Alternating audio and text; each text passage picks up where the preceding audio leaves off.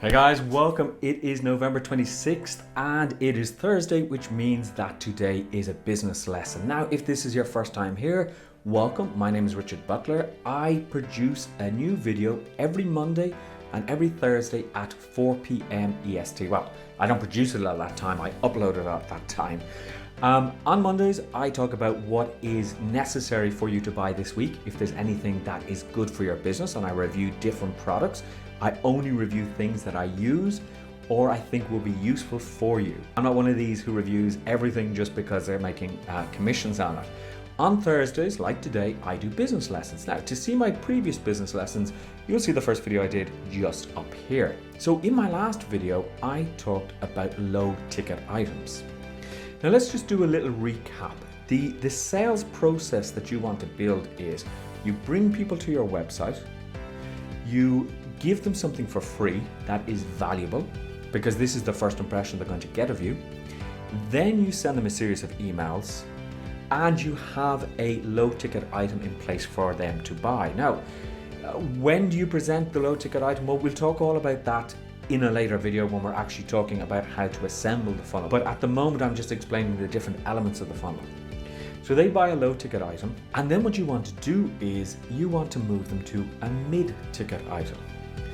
Now, you're probably thinking, because I hear it so much, how much do I actually charge for a low ticket? How much for a mid ticket? And next week when I talk about high ticket items, you'll probably ask the same question. So my answer is very simple. It depends on your niche, or your niche, depending how you pronounce it. But it depends on your niche, because if you are selling something to Wall Street executives, maybe $197 is pittance to them.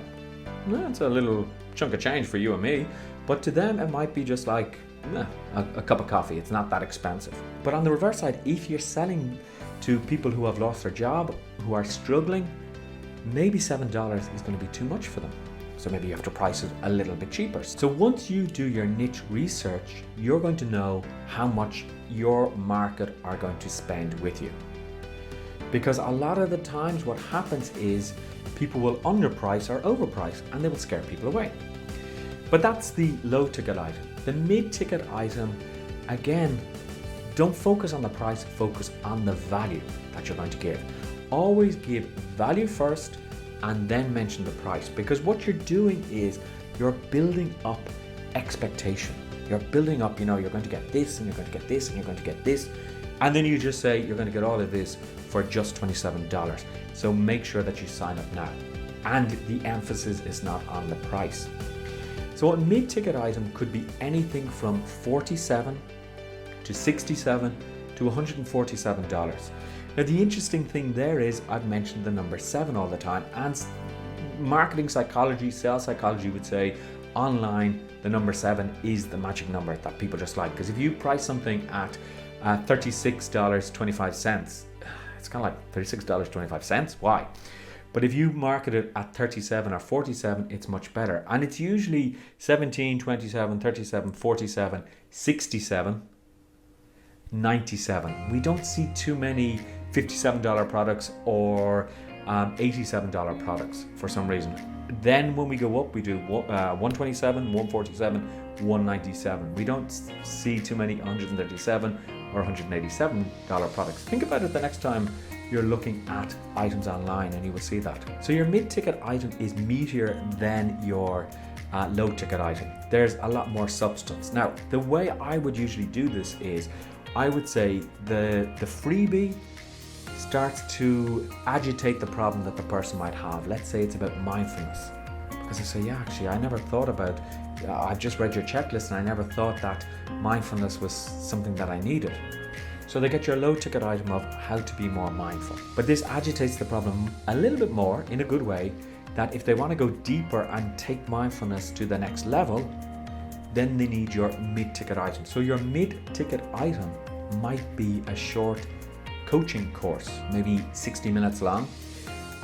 It could be a short little masterclass. Maybe you do a 2-hour masterclass and you offer that as a mid-ticket item. Now, what I would suggest is anything you do, any webinar that you put on, record it, because that webinar can become a product. So always record.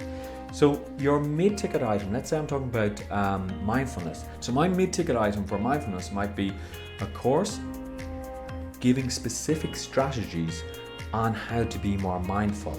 And this could be, as I say, it could be a series of live webinars that I do, or it could be the recordings of the live webinars. Maybe if it's a mid-ticket item that's live, I might charge $67. If it's the recordings, I might just charge $47. But what we're doing here is we're showing that you are a likable person and that you are a trustworthy person, that they can follow and they can trust you, because you want to build up your fan base. Once you have a fan base, they won't go off looking anywhere else for more information. If you disappoint them, they will, but if you provide what you promise and more, they will actually love you and they will never leave you. But you have to have products ready for them in order to buy more of. Now, you may have a number of mid-ticket item products because somebody comes in with mindfulness, and then you may have another mid-ticket product that you say, if you're interested in goal setting, now that you're a little bit more mindful, buy this product. If you're interested in success principles, buy this product. If you're interested in having better relationships, I have this product for you. So you have a range of products, but you never try and solve everything in one product. Why? Because then you run out of ideas and you run out of things to sell people. And people don't want a 50-hour course. They would prefer a 1-hour course, and they might end up buying 50 of your courses. That 1-hour course is just easier to digest. Now, the key to building up a good fan base is over-delivering. So you say on your sales page, this is what you're going to get, and then you add more resources. And again, always recycle and repurpose your resources.